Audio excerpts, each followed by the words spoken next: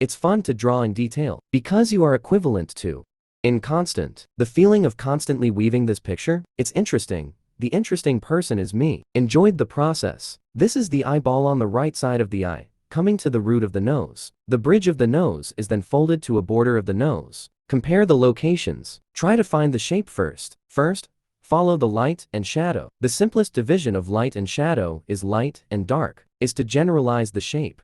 Make a generalization of color. Use this color as a base. Simplify the contrast of its structure. Emphasize the circle in it. Then narrow your eyes. Feel the position of this eye, the position of the eyeball and the arch of the eyebrow, the shape of the bottom of the brow bone. That's the first step. Let's distinguish his shadow relationship a little bit. For further finding shape later, further to shape, determine the lightness relationship. Okay, that's the forehead going down. And these are the cheekbones and cheeks. The cheekbones have a twist, an upward face, an oblique face. This is the eye socket. Pale it first, that is. Go deeper and paint. So our color, bright means draw it a little denser. So I would layer skin tone down. This is the neck part. How about a pen? Not only follow the light, but also follow the structure to use the pen. Side here, loosen these up when you're not going to close up. Don't worry about the loose type. The gray base is more accurate. Add hue for the back. It doesn't ruin the color. Do not apply the gap to large. Otherwise, it will be very troublesome to make up for it later. Affecting rhythm. Don't be in a hurry when painting. Look carefully when you observe before writing. Also, look at it. You have to look at the big picture at the same time.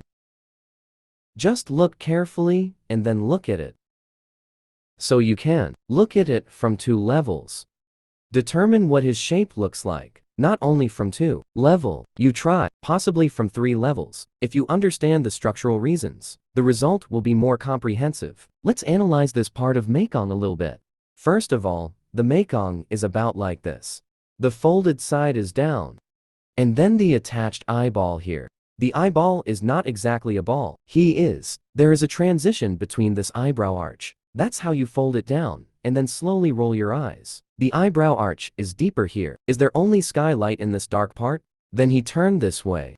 Because of this orbital bulge. Eyebrow arch bone. This is the eyebrow bone. This is the eyebrow orbital bone. It's thinner here, and here, it stands out even more. You see, it's the eyeball. It's a partial ellipse. And then there's the eyelids. The corner of the eye is deep here. Deep here. Slowly, you see. Turn here, and then stop. Then become who deep. Become eye deep. The depth of the eyeball is divided into 2 halves. Half up, half down. The upward one may be slightly shallower. Then he is more like this shape. Because he goes right. What about this place? Is the eye socket bulging? That's the bone in the corner of our eye. A little dented. He is not a. Is that he will have one of these halves. Then turn to the front, and then to the top. This is directly biased. Just this part. See, the transition surface here is tiny, tiny. It's recurring. People won't be able to solve this physics when they draw. One is the ball, and the other is the Mekong. And what about the inside of the eyeball? Slowly go up. A little bit of daylight, right? Just a little shallower. And the corner of the eye, right? The corner of the eye is raised. Then inside the eye.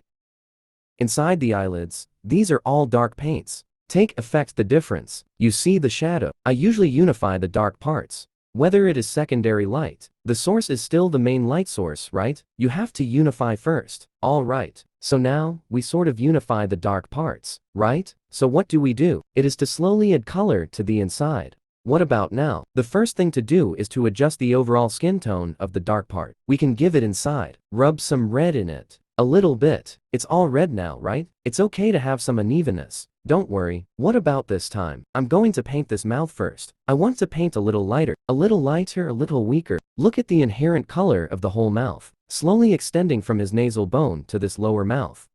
The edge of the upper lip. Remember, good-looking people have good structure. Especially like what kind of Mekong. It will be deeper, he will not be shallow. It's like a cool color palette. When pressing, pay attention to distinguish. Give him the inherent color of the skin tone to distinguish. This yellow-green, but very soft. Simply distinguish the inherent color. This is a cylindrical volume. Then round the soft edge. Just make gradual changes. It's never a vertical one. Not just a vertical. Is it just part of the vertical? Put the structure just analyzed.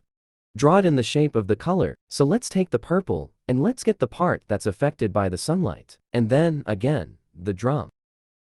Let's draw it for him directly, and mark the area. Hey, this green looks good in it too. There it is at once. The richness of color is in it, right? Is the big environment okay? That means you can go deeper. And this place is not exposed to daylight. Is it just ambient light blocking? That's actually his own color. Then we will put some bias. Pure color is placed in this place. This is part of it. Secondly, this place of light, including places that are inherently warm in color. That way you can make sure there is a warm and cold rhythm. These reds are all based on the inherent color provided by the photo. Embellish some solid colors. It's called core shadow. You can light it up. The main bright side is distinguished first. The brightness of the sky. The brightness of the sky. And then there's the darkness of the sky. Here is the shadow of the sky. Okay, understand. The clothes below are yellow. The reflected light will also be yellowish. We can take this turning point in people, scraper marked. Because this is critical. Don't make it too mushy. Don't put the blue one on it. The whole tone starts to come together. It's the color of this light that comes out. Make a light base color. Don't go to the old card edge. Focus on big relationships. Now, it is slowly and carefully crafted. We're going to focus on your main points. Just express it. Here it is. It's around the central shadow in the middle. Junction. To make some gradual changes. The structure of the face. Is it the whole mouth? Let's take it here and analyze it. This piece has more meat. There's more meat here too. So let's start with the mouth. It will have a half side. So let's not start with the box. You put this half of your lip first. Find it out, right? And then there's the underside. Why does it end here? Because at the corner of the mouth, this is the piece. He's going to have two muscles stuck in here. It will cause him to tilt a little bit here and here. Turn this piece over to the corner of the mouth. He will fold a little bit like this, thus forming a complete mask. It's the shape of the mouth here. You see, it will be better understood if you use this to understand. Bent down and then slowly folded like this. Now, in the past, I've shown you latitude and longitude. See, fold it like this. So you get a sense of this kind of line here. Fold it over and fold it up. There is a sense of boundaries. You have to understand the structure here. So you can go and paint these. This is the understanding of experience. And look at the boundaries. Is it the starting point of your color? The beginning and end of color, understand? It goes up here. It goes up here. Here are the cheekbones. Fold it down again. Did you come down after this is over? You can see he's going to lean up a little bit. Then slowly fold it down. This is purely because of our bones. This is what it looks like in here. Chin. Top of the chin. The right side of the chin is narrow. It corresponds to the left side. Half the top side, right? It can be subdivided and subdivided, right? Because he doesn't have a watch. There's no expression, so there's less force here. Why is the corner of this mouth bulging here? Is it because there is a piece of laughing muscle buried under here? That's why the laughing muscles bulge here. After the analysis, let's continue. Put this glossy upper lip. Draw him. What about the headlight and our darkness? Just don't be so blue. You can change it to that bluish color. It's a little cooler here. Is it a little gray? It's where there is less bone and meat, where the bones are fuller. You can properly let him be a little gray. A little saturation. Here, he'll be a little reflective. The breastlock assault extends like this. Need the pen? You can wipe it. The purpose of this rubbing is still adjustment type. The first point. The second one is color mixing. Gray surface with a little bit. This is more conducive to you. The whole information can be seen more completely. This is the side of the positioning device and the card. Then put the earlobes away. Extending from the cheekbones. Full bridge statue. It slowly turns down like an egg. Is it because of the red nose? Then he receives the light of the sky. Naturally, it is a little more purple. The dark part of the eye is compared with the brown part. Give him this blue. Click a little. Of course, it's actually more eyelashes. Here, instead, the part near the inner corner of the eye is purple. Purple color. Bring this shadow here. Because of the front. What about doing this cheekbone twist? Press it back. So it needs to be adjusted again. Here, affected by that laughing muscle. That's how he wraps it around yours, diagonally.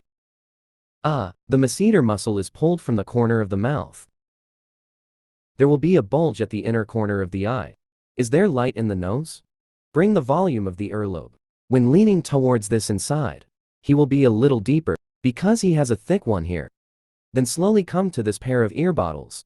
Then the ear sockets are pressed down on him. There will be a little light transmission. What about when there aren't that many colors? Just use the method of stippling to mix colors. Look at the back of the painting. It's basically pixels. It's getting smaller and smaller and smaller. The technical operation is like this. But your consciousness is the painting. Consciousness. It's still a unified whole. This is not because your painting sequence has changed. Has he changed? Although this dress is dark cloth, but it's also brighter, then he will also have a little bit of reflected light. Affect this side. The light in the corner of the eye. Pan top blue. The more gray it is. Or clean it up. Or deal with it carefully. But it needs to be handled properly. It doesn't have to be very deep in this gap. You can add a little bit of his inherent color to emphasize it. Push it forward to the nose. Although the color is softer, it doesn't affect. You sort out the structure here. This part will be a little lit up. Except for a little blue. I'll add some when the blue dot goes in. Gray to balance its purity. That's one of the benefits of the pointillist. What about the mouth? For normal skin tone, he will be a little teal.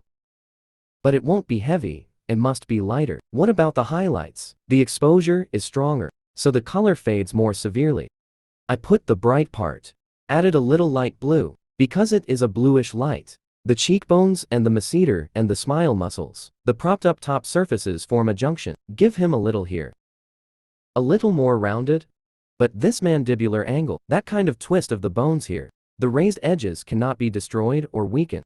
Is the environment cold? Then we'll take this chartreuse instead. The yellow reflection underneath. Put it here. He will appear like yellow. Just show up. We try to make him as explosive as possible. Make the color change rich. Focus on this dark place. Then this boundary is a little clearer for him. What about the earlobes? Slowly extending in. Close to the hair. Close to the face. All three sides are poured together, so here the contrast is weak. It's fun to draw in detail, because you are equivalent to knitting this over and over again. What's the feel of the picture? It's interesting. The interesting person is me. Enjoyed the process. Press this green and cyan down a little more. Don't you want to pull it that way? It has to be subtle. After all, it's just a face. His color changes must be muted. From a realistic perspective, especially when they are all at the same showing level, he can't.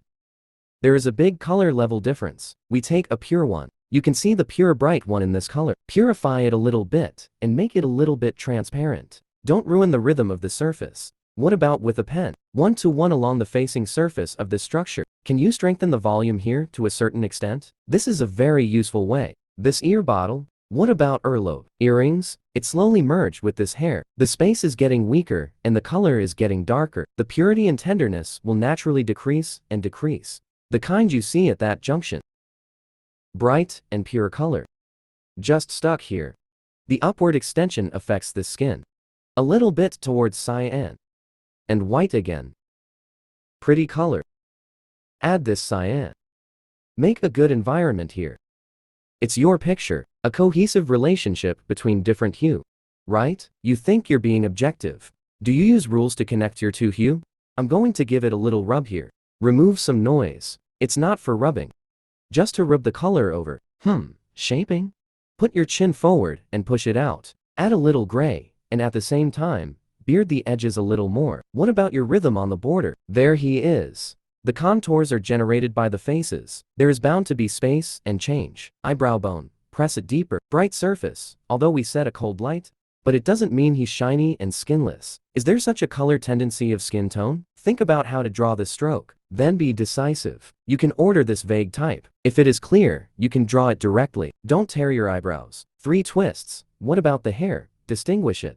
Turn right. This bone comes here, and it lights up. You see, none of the colors here are paved. It means he is light colored. Is it close to the hair? Is there a closed shadow? Ambient light will be blocked. A little bit more intense is his eyebrow bone. The entire eyebrow arch. The part that pushes forward. There's a little highlight here too. You must learn to approach it from a flat perspective. Structure your image. Your material is also good. Your painting object. Be sure to leave some white here. How about this dark one? Add a little different hue in it. Look at this little bit of red. This is shaped like glass. Just the shape of glass with reflective highlights. It looks good to keep it, so I guess I won't go any deeper here.